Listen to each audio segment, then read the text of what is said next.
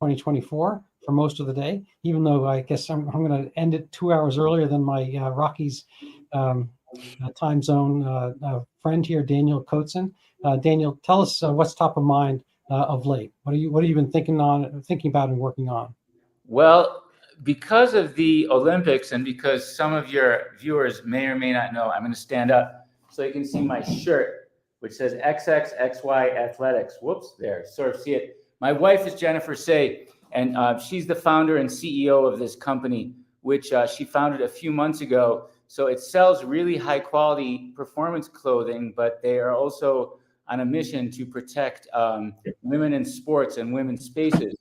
So I have, although I spent most of the last few years thinking the most about COVID and COVID-related issues, just for the past few weeks, I've really started to think a lot more about the transgender issues. So I don't know what your views are on that, actually. Well, before we transition to either of our views on that topic, I mean, my feeling is very well encapsulated. I forget who did the interview. It'll come to me probably. He's asking if you had an anorectic patient in, and the anorectic wanted to have liposuction. Mm-hmm. Because anorectics invariably feel they're overweight. Would you give that anorectic Ozempic? Speaking of the Olympics, with the Ozempics, and would you do liposuction? And if somebody wanted, I don't know, I guess felt like in the internal, he was an internal unexpressed amputee, would you cut his arms off? I mean, these are things that have been done, but mostly in the by Dr. Mengele.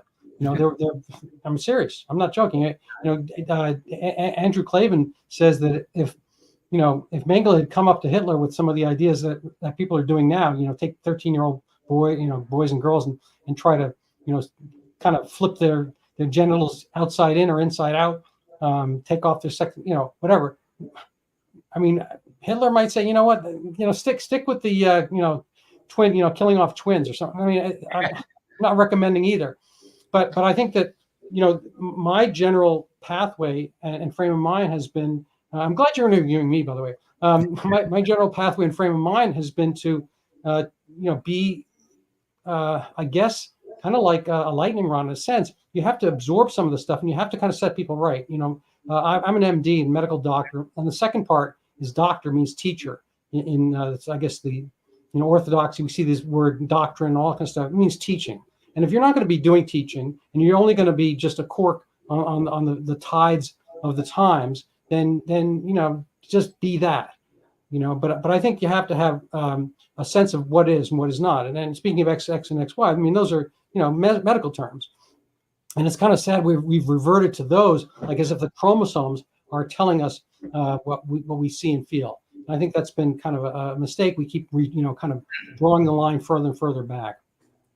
Interesting. Yeah, I have found actually, I actually tweeted about it recently. Every person that I know of that was immediately opposed to lockdowns, not later, not in the summer, but in the spring of 2020, right away, that said lockdowns were wrong. I know quite a few people like that, hundreds of them, mostly because of Twitter and other places. Every single one of them is opposed to trans rights. There's not. It's as if there's some people that are able to see through a veil of nonsense that somehow manages to fool most people. I used to think, I'm not really sure what it is. You have to be willing to face some opprobrium. We live, Jennifer and I live in a fairly liberal neighborhood in Denver. I put up a couple Trump signs in the yard. I know I'm not the only Trump supporter in the neighborhood, but other people don't put them up. I mean, I know what people are thinking. Some people said, well, what is the gardener going to say? What are the clean? Like, everyone's worried about what people is going to think about them. I don't know how. I'm not like that, but I'm not really sure how people go through life like that, so concerned about what everyone else is thinking. But apparently that's what most people are doing. Well, the person, from Tiananmen Square, it was in 1989. I mean, there are a couple people. I think they're mostly nameless to us because they've been, processed and probably turned into Soylent Green. whatever. But the person everyone remembers about Tiananmen Square is the guy who stood up to the tank. Yeah, I remember him. By being numerically in the minority at Tiananmen Square, versus the number of military people, was he wrong? There's the old joke. If a guy speaks, if a man speaks and there's no woman around, is he still wrong? That's just a joke, of course. But you can't be contextual. You either, I think there's two different ways of looking at these things. They're either absolutes or they're not. And if everything is only contextual and you can only have truths in the sense, an old public health professor of mine came to my I think it was for the wedding or thereabouts, from Rochester, and his second wife came, and she was kind of in that similar vein. I think she's philosophy PhD or something like that. And they wound up having an argument we had a kind of a factory converted loft, so a pretty cool place. But they wound up having this argument that whether there is objective truth. Of course. And they're both of the left. They're both people of the left. left. Says no. The left says no. This is a whole rabbit hole. But I am formerly a student of linguistics and comparative literature, and those fields. This happened starting a long time ago, 50 years ago. Those fields were taken over by relativists, and that's one of the main arguments. For example, in literature, which I studied, what the writer intended doesn't matter. What the words seem to say do not matter. You can deconstruct any text and find other meanings behind it. And when I was a young man, I thought this was interesting and compelling because I thought what we were doing was deconstructing to find a deeper truth. Mm-hmm. But in fact, they were deconstructing to show that there was no truth of any kind there.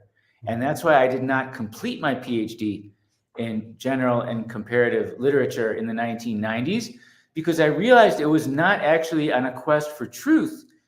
It was a quest to deny the existence of truth. And I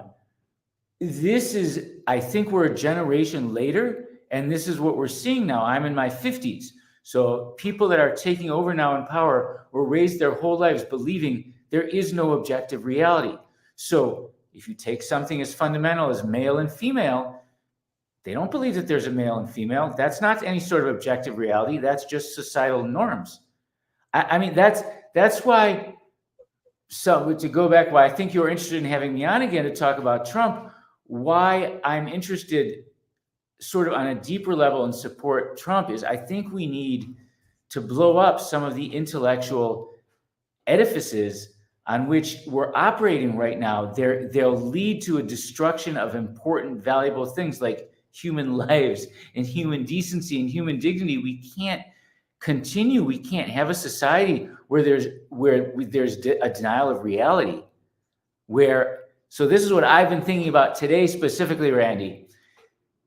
Going on right now, I think, is the Paralympics. It's sort of parallel. It's for disabled people. It parallels the regular Olympics. It's happening in Paris. It happens for summer and winter. It works a little bit differently so that you don't specifically represent your country. So that there's competing right now a man. He's my age. He's a man in his 50s. I saw the picture. He's running. And what's really horrifying is he's running in the blind category. Oh. So only 4 people get to run in the 100 and 200. You know why? There's 8 lanes.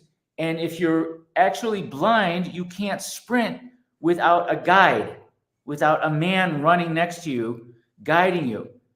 This man who's running in the women's category only has a limited impairment of his vision. So limited that he doesn't need a guide when he's running. He doesn't seem vision impaired to me.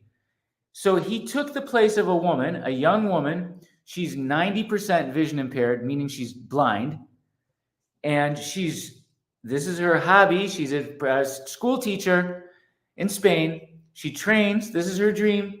And instead of her, this 50-year-old loser who's not even blind is taking her spot. So, and it's being feared by the left. That is what Yeah. That's what I'm saying. How can they look at this man and look at the blind woman whose spot he took and say this is a good thing? Well, is he willing to, if he had his heart and soul, and if he's willing to transition his eyeballs into blindness? Yeah, I'm old. I'm 55. I don't know how you old are. I've been thinking about how old I am recently, because it's amazing to me that I can remember stuff that happened in the 90s really well. The 90s don't seem like a long time ago to me. I was an adult for all of them. I remember them. But yeah, there was a long period. I worked as a volunteer reader for blind people at Hebrew University in Jerusalem. That's where I was. I was a graduate school and student in several universities. That was one of them, and they have the biggest institute for the blind in the Middle East. Israel has the best institute for many things in the Middle East, and because of that, there are actually many blind students that come and study from all over the Middle East at Hebrew University. And I volunteered. I had a scholarship, but I had to do some volunteer work for it.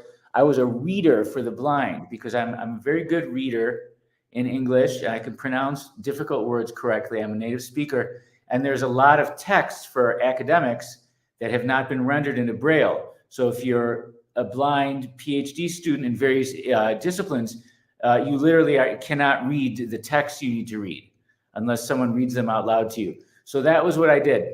I don't know why I got on this rabbit hole, but I spent several years when I was with blind people a lot. I guess that was my point. Reading to them, but you're also with them. And I guess that's why this story in particular got to me. It really got to me. He stole her spot twice. He stole her spot. She's a woman and she's blind, and he's a man who's not blind. And it really, it's horrible. Well, this comes back to me to a basic concept of zero-sum games. So this is a term I heard first in the Jimmy Carter era, and I am because of that fact. It's a fact I'm older than you. I met Jimmy Carter when I was in college. He was running for office back then. Anyway, I met him twice actually, but this I don't forget why. But I read political things. I didn't know what they're talking about. Zero-sum game. I know how to play games. Various games, chess and basketball, whatever. But what is a zero-sum game? Well, that means that something conferred to one person has to come from somebody else. Mm-hmm. So like poker, if you're at a poker party, that's a zero-sum game. All the money that comes into the table leaves the table. The table didn't make any money. Nobody's better off on net. Yes. On average, everyone is just as wealthy or poor as when they started. The money might have moved around. So that's a zero-sum game. 6 people playing poker without a house. Without Las Vegas. There are other games, there are other activities that are positive sum, like trade. If you have, let's say we're 2 basketball teams and you have 3 centers and I have 5 guards and you need a guard, I need a center. We make a trade and we actually both benefit. Both our teams get better because I didn't have a center and you didn't have any guards. So we give up something of equal value, say, and we both get better. So that's not a zero-sum game. So trade economics works on positive sum games, basically, if you want to think of trade as a game. And so where am I getting with this? Rights, basic human rights can be a positive sum game, but for the most part, these kind of individual plays and ploys are zero-sum games. So if we grant the right for somebody to have, all the rest of us to use a pronoun, all the rest of us to kind of accede our place, as a woman, in boxing, whatever, to a guy, that guy has the right to, do his thing and express himself, but it comes at a cost. It's frankly a negative sum game because if you count the rights that accrue to the individual and subtract it from the rights given, taken away from the total, this actually goes back to COVID. I think COVID was a negative sum game because certainly some people benefit from a lockdown. My 92-year-old mother-in-law was in our basement. She has since passed on, God bless her soul. But she lived through COVID only to die, from natural causes afterwards. And we kept her, and she wanted every vaccine that came by, and God bless her, she could have them all. And it was frankly, neither zero or positive sum for me to have her. It was probably positive. She wanted them. I gave it to her. Fine. Everyone's happy. But But to have everybody have that same thing because she benefited from it potentially is a negative sum game. And so this comes back to, I don't know, if I like, I'm too lazy, I like, pooping in my pants, and I like swimming at the same time. I wear a diaper to go swimming because I'm an adult identifies as a baby, and I'm in the pool. Who are you to take away my right to express myself? Well, the fact matters, you're sullying the pool. And so that's kind of a crude example, but basically this comes down to, the sum of the rights. And the reason we have laws and so forth is that people don't go, slit each other's throats over these things. We have a place to have them adjudicated. When the laws become folly, then people, go crazy. Yeah. I think that's part of what's why some people are fed up about what's happening in the border. This is an issue there have been tensions for a long time, but ultimately, America is a nation of immigrants, but we're also a nation of laws. We can't if people are taking their first step in this country by breaking the law, that's a problem. That's not sustainable long term. I've been thinking about, that's the other thing I've been thinking about is the immigration issue, because I think Trump is going to win. And I think ultimately, really, it's going to be because of the immigrants, and he'll tie that to what's happening in the cities, because that's what people think about more. Yeah. It's not sustainable, the path that we're on. No, it's I spend time on X and whatnot, and man on the street was interviewing. We want more refugees. Open the borders, whatever, in the UK, but this happened on a personal basis as well. So we interviewed everybody with placard. Would you house some of the refugees? They don't. Do you want them in your schools? Do you want them eating your food, taking your jobs, doing anything else? I think it's visceral for people. No one wants too many. They know there's a big place in the world. Not everyone can come here. Well, it would be kind of a funny thing. You're not necessarily helping those places per se. You are occasionally, transmitting their problems. If people think having immigrants is a net positive, well, in some regards, for some things, yes. Probably if you want to have a landscaping team and you want to have cheap labor for certain tasks, unskilled labor tasks, and the prices go down, that might work out for you. But in point of fact, if those people were huge add-ons to their own, and so forth, their own countries would already be wealthy. And then it becomes down, it comes down to whether you can fix the problem of world poverty by taking everybody in. If I don't know what the number is, 7 billion people who don't live in the United States all come to the United States because it's a wonderful place. Well, it's not the United States anymore. Yeah. And it becomes a little bit analogous to that pool issue, and if I have a really nice pool and I could probably fit a few more people in the pool, like maybe, charge some money, I can maybe grow a second pool and so forth. It's not going to be working if the pool, takes on thousands of people simultaneously. It's not a pool anymore. And this concept of rights, and again, when I say zero sum, that's generous. A lot of times it's a negative sum. Well, yeah, exactly. Negative sum is even more of a problem. Zero sum is not so bad these days. I think a lot. I didn't think of it that way. That's the problem with the trans rights. It's not just. It's going to end women's sports. It's not just women's sports, for example. It exists because women's bodies are different than men's bodies, so they get their own category. Thank God for that.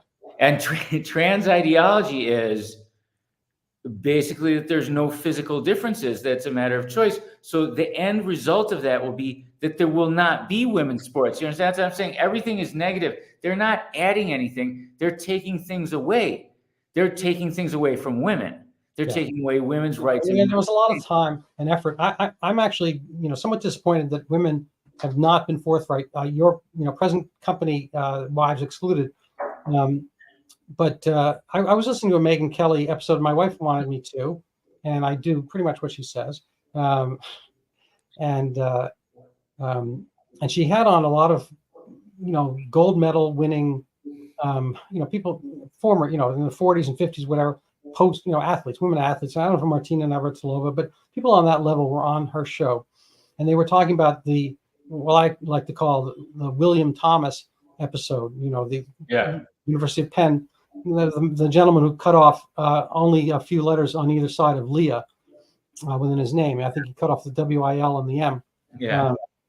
And very little else. And he's maybe 6'3" or something like that.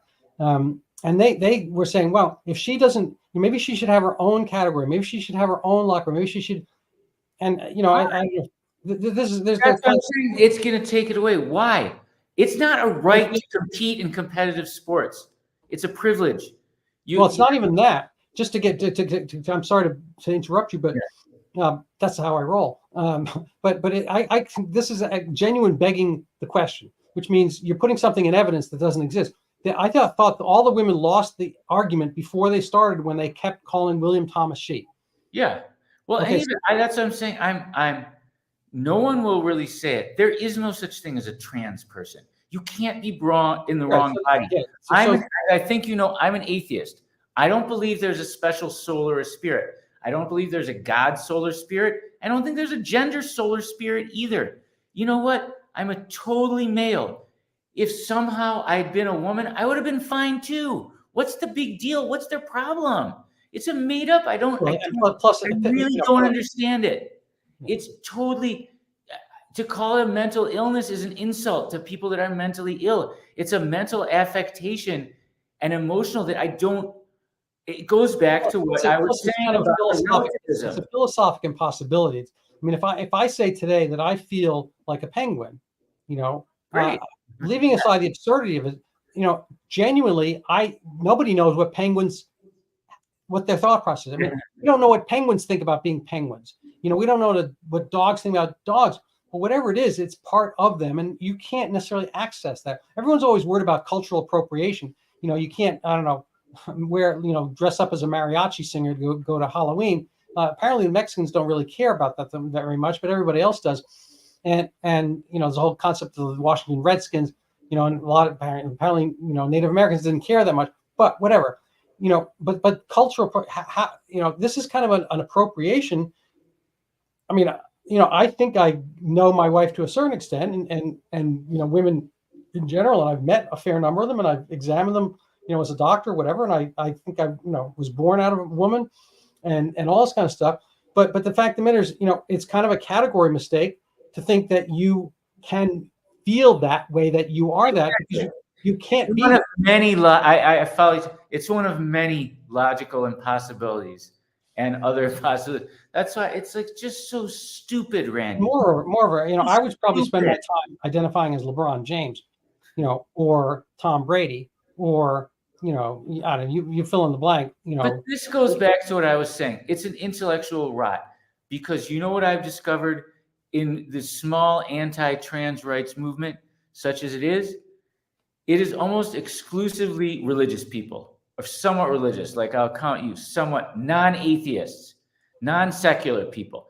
I don't even like calling myself an atheist anymore, because I don't like to ally myself with whether there's stupid Sam Harris and whatever, all those people. I call myself, as I think about it, I prefer to think of myself as secular. I'm a secular Jew.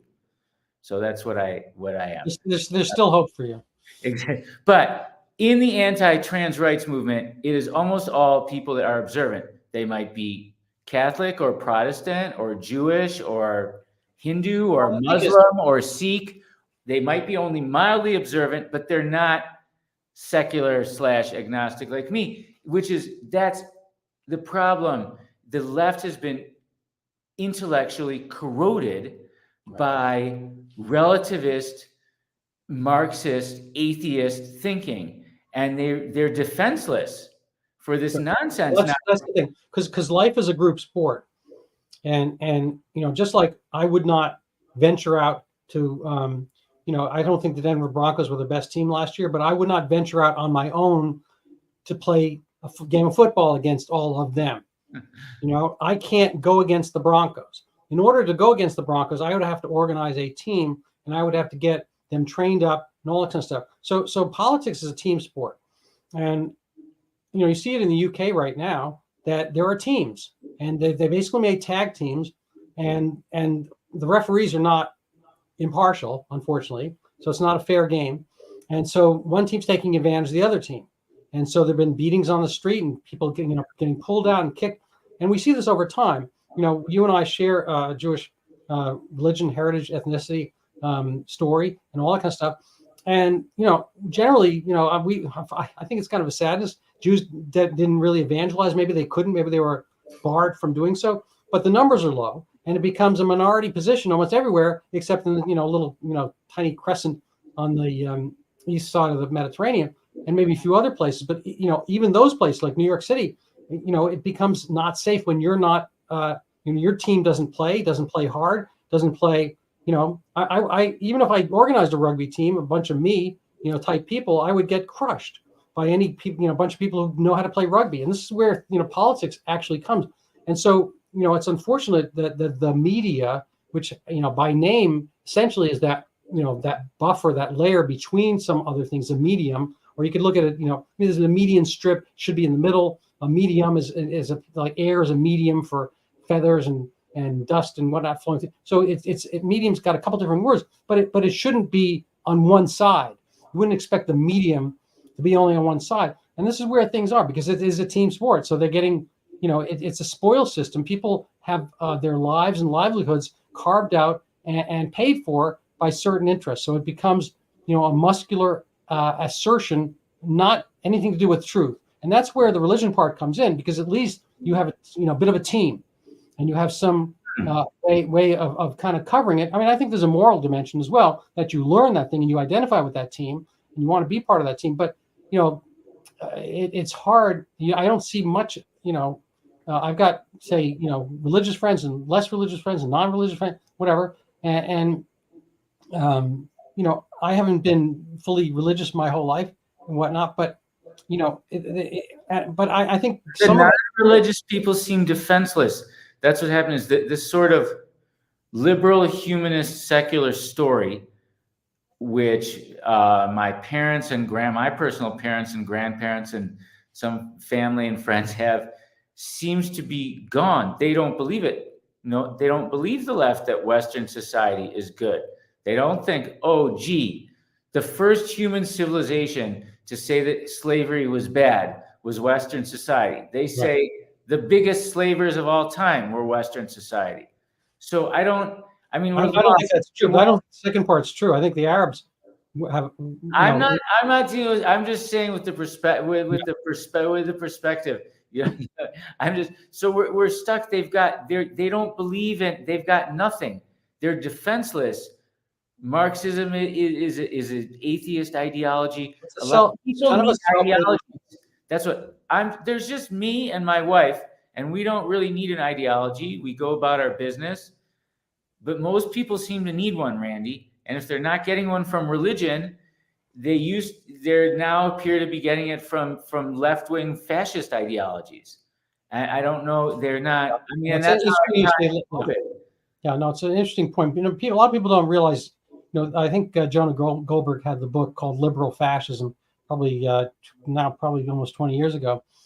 But the nationals, the NDSAP was the Nazis. That was Nazi was National Socialist, whatever that was their abbreviation. But there was National Nazi. That's the NDSAP was the National German Deutsche Socialist Arbeiterpartei. So it was a national German Socialist Workers' Party. Mm-hmm. So that doesn't sound like on the right. That's on the left, and it differed from international socialism, which was the Bolsheviks. That was communism, and they National Socialists wanted to identify within a country as opposed to being all around the world.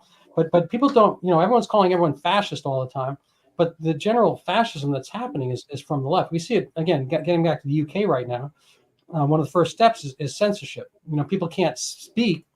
And again, whether you want to call totalitarian or fascist, whatever, potato. Fascism, in a sense, is corporatism, is bringing the government. That's how I think of it. In line with major institutional interests, business, universities, and whatever. So everyone has to think, and say a certain way. But yeah, it's power dynamics, and they all think they're going to be on top. And people, I don't know if you're familiar with the Milgram experiment. It was, I think, done at Yale in the 50s. But people have kind of a very almost absent filter for doing. I recall 80% of the people in the Milgram experiment kept going pretty far. Yeah, It's only like I was unfortunately just watching an interview of a guy from ISIS. I don't know if he's in prison someplace, but he literally, no joke, sadness, raped 50 young girls and 200 women. I'm not sure where he draws the line there, and murdered 900 people, but they were Yazidis, and it doesn't make the news. And but he didn't seem at all repentant about it. It's like, well, I had to do what I had to do. I was a guy, I had a sex drive, and they were telling me to do it. It's like, yeah, whatever. I mean, it's kind of I was part of orders. So he's a one-man Milgram experiment. But I think, the thing is, morality is tough. The people that you're talking about the slave trade. I think it was Wilberforce, who was the first person in the West, as it were, and was in England, that came out against slavery. But he was, devoutly religious. Bonhoeffer, is the movie coming out right now, and Eric Metaxas wrote the book. But he was I think a devout Christian. And the things I think you have to have the sense. You have to make this kind of Pascalian gamble that there's a higher power in order to have the bravery. Solzhenitsyn, same thing. In order to have the bravery to put up with the stuff here, you have to believe in another world. Now, I think you can do that. Disagree. But go ahead. Disagree. That's what I think is a problem. I'll give you my moral paragon role model, Albert Camus, who I believe was an atheist. He opposed equally, in a time similar to ours, the Stalinists and the fascists.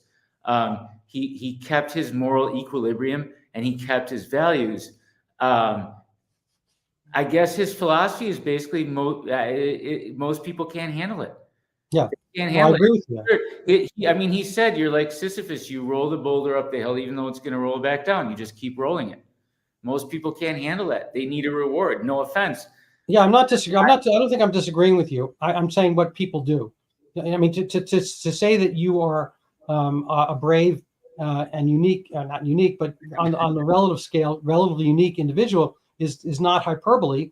But that is axiomatic of the fact that it's unusual for people to do it on their own. But that's what I think we need to try and build. This is good. This conversation is helping me think of as a goal. I think, for example, on various issues like protecting children from trans surgeries and procedures, we can't just be the people protecting children be religious people.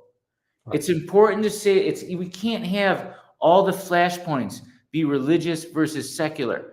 As I was saying, also a lot of my allies in COVID stuff, they were observant. It didn't matter if they were Sikh, Hindu, Muslim, Jewish. They were mostly observant.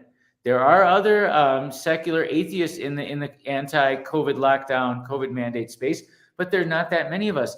And I believe that, let's say, the freedom movement more largely, that's what I'll say, the freedom movement can't, if it becomes religious people versus non-religious people, everyone's a loser, because freedom is important for all of us. And I just think it's a mistake to let it devolve into that. And it's close to that right now. I think you're underlining an important part. How many people are religious that I find to be my allies on COVID related issues. Right. I mean, Douglas Murray, I see as a huge ally, and I'm not sure under which category he falls. He's, a gay British writer, but he has a very strong backbone about all this stuff.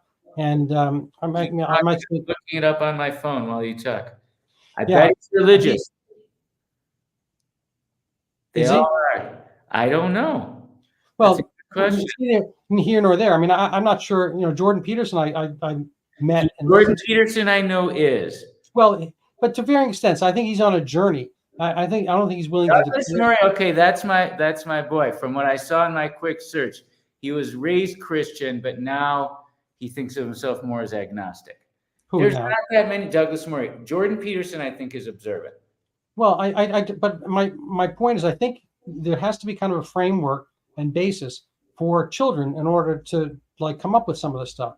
I think we come out, we're animals and we have kind of a savage way about us, and we have to be groomed in certain. Groom has turned into a terrible word.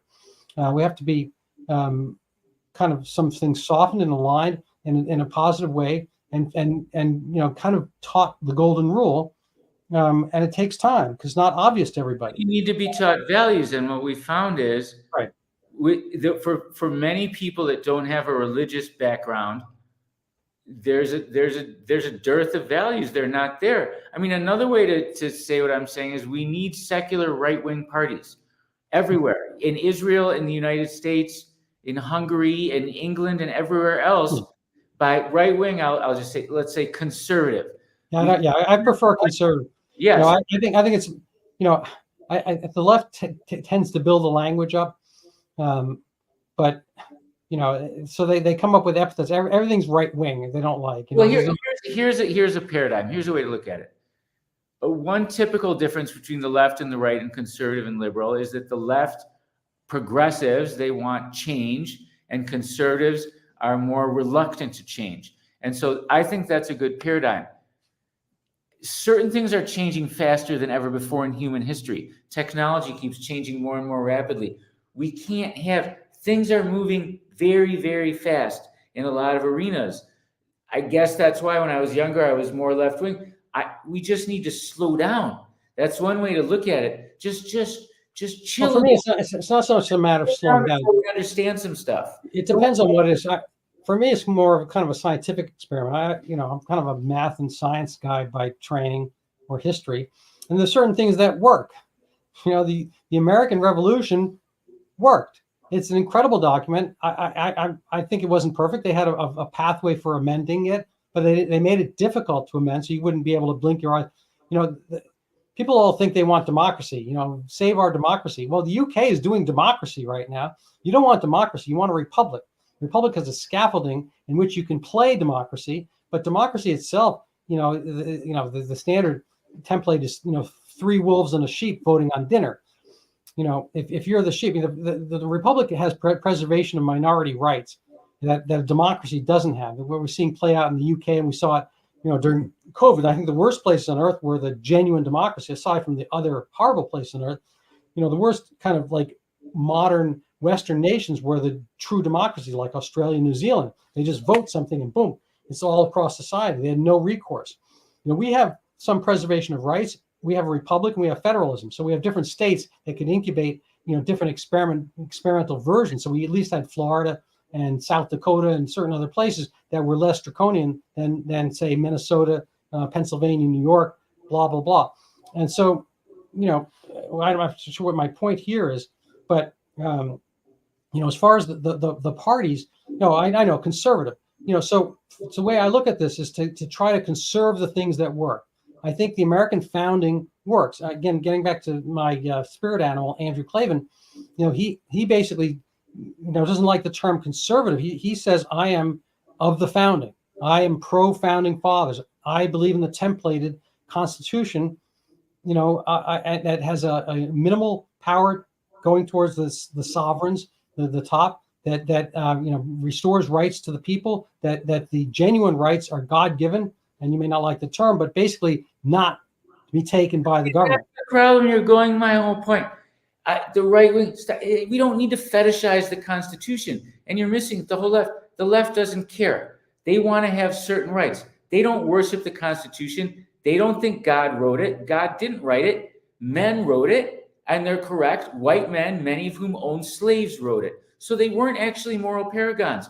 I'm with them. They were great. They wrote an amazing document, but I don't worship the Constitution either. The Constitution is a functional document. Its goal is to help us achieve certain other things. It's not an end in itself. Well, it's a rule book. Okay? Getting back to the Denver Broncos, whatever. But the Denver Broncos, any football team, any team in general, there's a bunch of strong guys, and many of them have violent tendencies. And so when you have them play football, they're playing according to the Constitution of the NFL. But the Constitution goal in football to win a game. What's the? I understand that, but they can't bring a knife. Okay, you could theoretically, if you wanted to win the game, you take out Russell Wilson or Tom Brady. You knife him, you club him, whatever, and then you win the game. No, you can't do that because there are rules, and basically the rules of any sporting engagement. The reason that the hockey players can hit each other and they don't get arrested afterwards is because they have certain rules. Was this a fair hit? And within the constraints, they understand people are going to get hurt now and then, but they have constraints about what they can and cannot do. That's what we need all the way. And I don't think the NFL is a religious organization. And the fact that the constraints, it's different. Football is a contest with a goal to win the game. Life is not a contest. The Constitution has a goal to maximize human happiness, I guess you could say, or others might say to constrain the power of government or whatever. That's the difference, Randy. Right. There's no agreement on what everyone agrees that the rules of football are binding. No, I appreciate it. I'm just saying that they have similarities insofar as they're providing safety for the participants. Now, the Constitution, obviously, it's not the NFL. We're not living in the NFL, but the concept is that you have a certain set. Getting back to rights, you have a certain set of rights, and your neighbor has a certain set of rights, and those get adjudicated through government, as opposed to my shooting. I mean, basically, you go back to Afghanistan, and they have tribes, and they have tribal rules, and they probably have some system of laws is not necessarily written down. People will always come up with something. The question is, is there fairness? Is there possible growth? Can you, move up according to your abilities and so forth? If you're in a tribal society, probably not. You're somewhat constrained whom you can marry. Everything's going to be determined for you. And that has been life. Life's default position, I think, is without these type of rules and whatnot. And it's kind of been, I think it was Hobbes said, nasty, brutish, and short. And that's the way life has almost always been. So we have the potential of flowering. And again, is the U.S. Constitution the most perfect document ever written? No, but it's probably the best one of its type. And It's clearly served as a reasonable model. And so a conservative, getting back to my original point, a conservative is one who says that's been a pretty gosh darn goodly model for a goodly length of time. You just want to overturn it because sadness. Because they're missing it. The left wings, they don't say they're overturning it. The Supreme Court said that there was a right to privacy in the Constitution. That's why there was Roe v. Wade.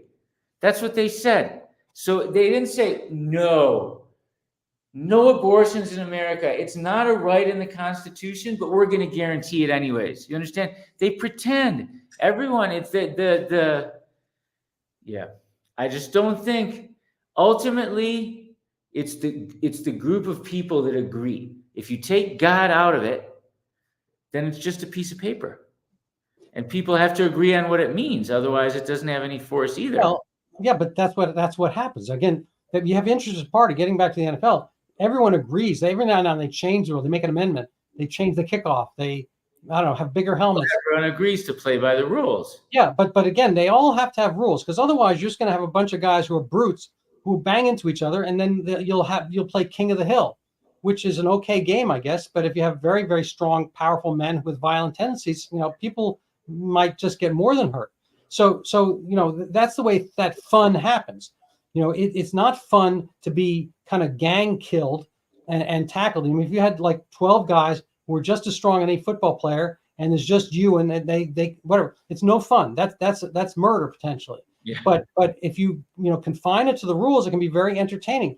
And again, this is kind of actually, I interviewed Daniel Flynn, who wrote The War on Football, and one of his people have been warring against football just like they war against the Constitution, usually from the left also. Yeah. But absent the conservative sees football as an imperfect institution. Say people, there might be concussions, people get hurt, they tear the ACL, blah blah blah. Maybe it promotes a certain kind of violent machismo or masculinity, toxic masculinity. But absent football, the same kids on the street, they might just join gangs. I mean, there is a tendency that guys want to do something. And if you can channel LeBron James, not playing basketball, with a kind of a crack cocaine addicted mother and no identifiable father, on his own, that would have been a very, very scary kind of guy potentially. He got adopted by a police officer family, and apparently he was, I'm not sure how much religion there was or was not, but there was the religion of discipline and what you can and can't do, and there were rules. And so LeBron, I think, I don't think he's a perfect individual, but as far as basketball players, have come and gone, he's pretty close to perfect. And he couldn't craft his body. I mean, that was God's gift or genetic gift or whatever you want to call it. But you have to have constraints. And so this is the conservative vision that people thrive under a certain amount of constraints. And that's, what the left, doesn't, the left just wants, I don't know, whatever it happens to want at the moment, devil may care, almost literally devil may care, as we saw in parts of the Olympics. I don't totally agree with you, but I hear you. So did you watch the Olympics? And I just want to talk about Olympics a little bit, because did Jennifer, she was an athlete, correct? Was she an Olympian? She never made it to the Olympics. She won national championship in 1986. So Olympics was 84 and 88. So she peaked at the wrong time. But yeah, I'm sort of disgusted by the whole Olympic movement. It was tainted for me by having the male boxers, but there were some cool runners. I watched a couple of the races. It's still fun. It's too many sports too. I feel like it should just be a few runners and swimmers ultimately. Like it's like this whole, the old, I forget who said, an old Roman, just give them bread and circuses. That's what I feel like. I don't know. It's disappointing to me. It's not the Olympics. I remember Bruce Jenner in 1976. Yeah. When he won that. That was fun. I was just reading about him. He's a her now. But he went to the Olympics in 1972. He came in 10th place. And he decided that he wanted to come back, train as hard as he could, and try and come back in 4 years and win. And he was jealous. The Russian guy won it in 72 because his full-time job was training. So Bruce Jenner came back and he trained. He was the first time 6 to 8 hours a day, and he worked selling insurance in the evening. And then he did it. He won in 76. He crushed everyone. And then he retired and he never competed again. So that's my favorite Olympic story. Like, it's just so cool. He decided what to do. He did it, and then he quit. That's what sports should be to me. Not, what does this mean you're an athlete? You spend 20 years playing. I mean, LeBron James, you're a full-time basketball player forever? What is there to do? What do you keep doing? Well, all every day? So I think there's a life. I mean, you can argue that maybe 5,000 years ago there wouldn't be a place for that per se, but no time until like 50 years. But we have actors, we have fully paid actors, we have influencers. We have people that are far less necessary in a sense, but people like entertainment. They like vision. They like templates. Getting back to the kids who are doing better playing football than not. Mm-hmm. We have regular DNA, as you point out on your shirt, but we also have themed DNA. We have a story, and we have a common story within us, and we have, especially guys, we have the need for the heroic arc, and we have destiny, and we need to kind of see it in front of us. I mean, people, you can argue that almost every Disney movie is the same, every Marvel movie is the same, every comic book's the same. There's basically, the protagonist, there's the action, there's the defeat, there's the return, there's the triumph, there's the glory, etc. This is. Are they really all the same? I guess. One form or another, like every love story, every story in general. So we need that because I don't know. I mean, I can't say why we need it, but we do, and we need it to get through our lives and to make ourselves, the best and most functional. Now, is being the best and most functional the best thing, or should you just kind of sit and absorb? There's like 100-pound guy in 900-pound man every now and then you see on some of these whatever TV, whatever, and he's living. He's not. Well, there's a place for a contemplative lifestyle, not so much in Western culture, but in some other cultures where you're just contemplative. I think it's a good word for it. You don't have to be 900 pounds. Yeah, but you have to be supported. Contemplating. You have to be supported by somebody. Sure. And so that's the thing. Because I mean, I've been a doc. I was, I got my medical degree in 1981. And my experience is most people over the course of their lives need to eat, Yeah. And in order to do so, you have to get food, and you either are given it or you have to go get it. Yeah. And you earn it. And so if somebody's paying for it, well then fine, you can be contemplative. I think part of the problem that brought about Al Qaeda, for instance, is that people could be contemplative without any cost themselves. They were fabulously, there was like 15 out of, I forget what the number was, the total number they have 15 out of 18 or something like that. They're all Saudis, and they're all wealthy. They're wealthy guys, and they're hanging out doing a lot of thinking. So what, I'm not quite where Arbeit macht frei, written on Auschwitz. I mean, but I think it was cynical and sarcastic on their point. But I don't disagree with the concept that work does, make you free. It does give you motivation. It does, give you a place and a way of being in the world, and it gives you confidence. So I think it's a genuine happiness in order to be doing things. Having work is people hate it. They hate getting up in the morning, blah blah blah. But absent that, then they're aimless. That's they don't know how to spend their time if they don't have that. It's fun for most people for a few weeks, and like, what am I supposed to do all day? Yeah. So let me ask you, what's been your kind of like goal and work in general? I know you're an attorney. That's what I'm saying. I'm a more contemplative guy. I'm lucky because I do have someone. Jennifer works and she makes the money. And if I didn't have kids to take care of, I wouldn't want to sit. So, because they go to school. So we got the two youngers. That's like a half-time job. I do feel like the world is moving really fast. And I try and just think about stuff and process it a little bit away from the mainstream media narrative. And it's a privilege, no doubt, as you say. If I didn't have my wife working and supporting the family, I couldn't do it. But I'm 55. I wasn't like this my whole life. But yeah, I've been thinking a lot. I started thinking about the trans stuff because of Jennifer's company. There's no one thinking about it. I'm not saying I'm pretty smart. If I think about something for a few hours, I have a lot of good thoughts. It's not all just reading. It's literally just thinking, Randy. There's no one thinking about stuff. There's no one thinking about there's the two of us. I know. I'm just saying it's hard. Most people are busy. Their brain has stuff they need to think about. If you have a job, you sort of have to think about the stuff in your job. You can't just sit there and say, oh, what do I want to think about right now? People are reading or doing. I like my word contemplative. There's a place for it in a lot of societies. But not in Western society. We privilege like being busy, productive. I like those things too. But there's a place. How many billion did you say? 7 billion. There's a lot of us out there. Yeah, I've kind of lost track. I was counting the other day. I got it to like 1,000 or so, and I forget exactly. But I noticed you were on a docket with Mark Changizi and I'll tell you about it. Then I have to go. That is such a bummer. We were actually the first lawsuit against the federal government for COVID censorship before a lot of the more famous cases. And like the more famous cases, we were thrown out because supposedly we didn't have standing. It was myself, Mark Changizi, and Michael Sanger.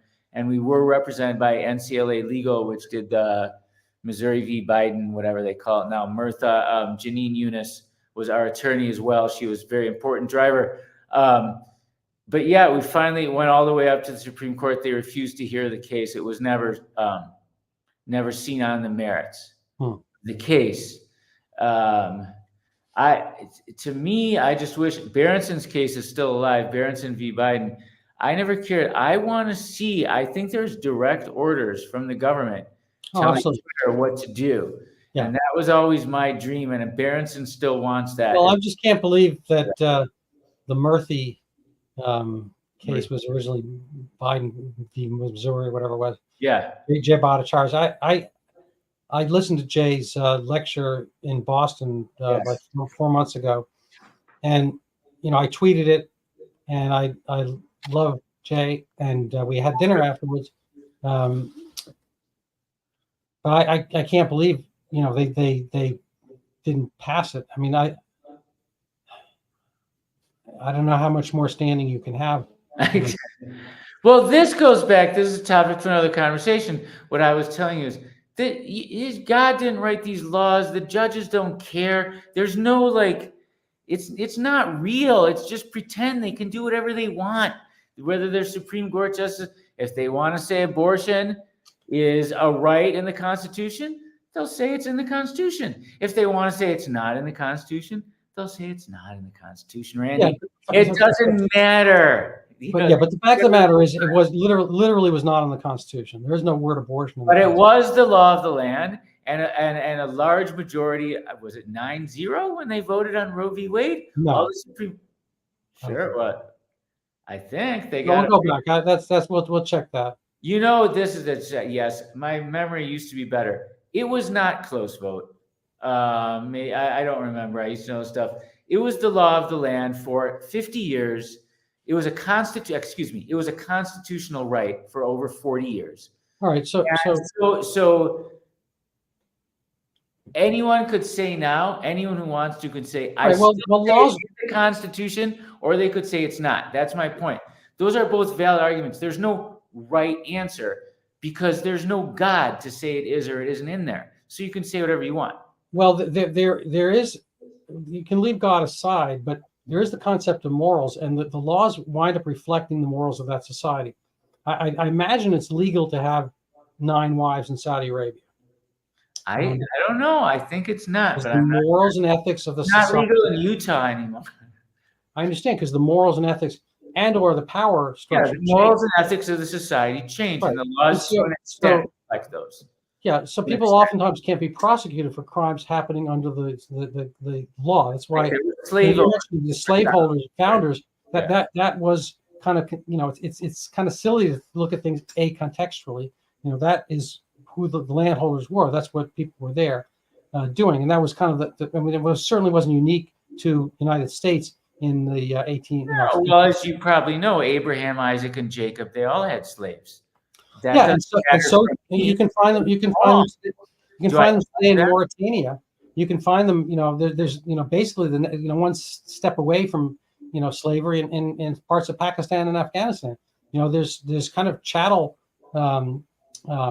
slavery in large parts of the world, and indentured servitude and so forth. I don't think it's as nearly unique as people think it is. The opposite. I don't think it's obliterated the way people think it is. So Daniel, let's get back to your thesis. Last thoughts, because they asked me last questions, and I had to go pick up the kids at camp. All right. So last questions. You never voted for a Republican for president? No. And I'm going to pull up that tweet. Yeah. I'll be right back, but keep talking. Yes, I'll keep talking. So I'll give a backstory. I was against COVID lockdowns even before they were announced. So I was agitating against them in March of 2020. In April of 2020, to many of my followers on Twitter that like to keep reminding me that lockdowns happen on Donald Trump, I'm aware. I don't think Donald Trump did a great job on COVID. He's not comparable what he did with Kamala Harris and the Democrats did. Lockdowns, mask mandates, vaccine passports, those are all initiatives of the Democrat Party. Trump should have fought against them, but he's not particularly responsible for them. So I renounced the Democrat Party in April of 2020. I told my wife I would never vote for them again. I was repulsed because they embraced the lockdowns and censorship, and then mask mandates and vaccine mandates, and in short, tyranny. So there was no chance I was voting for Biden in 2020. I was close to voting for Trump, but then I was still mad at him because of not fighting against the Democrats more. And then I was not going to vote, but then I voted for the Libertarian in the last second. But this time, I'm very excited to vote for Trump. I'm happy with Trump. I like him. I think he's grown a lot as a person. And I thought this before he stood up after an assassination attempt and said, fight, fight, fight. So I'm actually, this is not like a begrudging vote for Trump. I'm very excited. I think he's the man of the hour. I think he has the best chance of anyone of fighting to redeem our American freedoms as guaranteed in the Constitution, although only written by men, not divinely inspired. Well, when you say an incredible document written by amazing geniuses that has proven itself one of the greatest founding document any country has. Right. So just getting to one word though, then, and when you say moral, what's the basis of morality? Well, that is a hard question for those of us that don't have a religious basis. Yuval Noah Harari, who I think is a very interesting, important thinker, although he's very dangerous, his point of view on it is there's religious people and they believe silly stories. I sort of share that view. And he said, and then there was a liberal humanist story, and that's also silly stories. So now we're stuck with nothing. Well, he's describing what's happened to the global left. I still sort of believe in the liberal humanist story. What I do, Randy, is I do as if there were a God. God to me is a metaphor. God is that's your soul. That's your soul right there. Well, I'm familiar. That's why like I said, I don't really call myself an atheist, but yes, to me, God is not literally true, but God is a metaphor. So I guess God probably sees you the same way. See, God doesn't have vision. What kind of God would see the way we did? I was joking. There's apparently a joke between an atheist comes up to a rabbi or whatever and says, I don't believe in God, and the rabbi says, the God you don't believe in is one I also don't believe in. Well, I'm answering your question seriously. I think what I use on a practical basis for morality is a version of John Rawls. Are you familiar with his veil of ignorance? So he was an important thinker 40, 50 years ago. He said to figure out if something was moral or a society was moral, pretend you didn't know who you were going to be born into. Like you were going to be born into America. Well, you didn't know if you'd be a man or a woman. You didn't know if you'd be straight or gay, trans or not trans, whatever you believe, whatever. And what sort of society? Think about the society that you would want would make things nice for the weaker, less important people, like that. So I think that's just some tool you can use. I think it is possible if you try and put yourself in the shoes of other people. And so I tried to think, okay, what if I was a 12-year-old boy and I really wanted to be a girl? I don't care. I was like, that's tough shit. I would tell myself, just deal, you're a boy, just be a boy. There's nothing you could do as a girl that you can't do as a boy, and vice versa. So you try and put yourself. So yes, this can cause, this is my method. So I think if I was a Palestinian, what would I do? I would like to think I'd be resisting Hamas and be a peace advocate. Maybe I wouldn't, and I'd be angry and I'd be throwing bombs. But if I'm a person who rapes or kills children, that's bad no matter who I am. So, yeah, Yuval Noah Harari would say that I'm fooling myself, and I believe in silly stories too.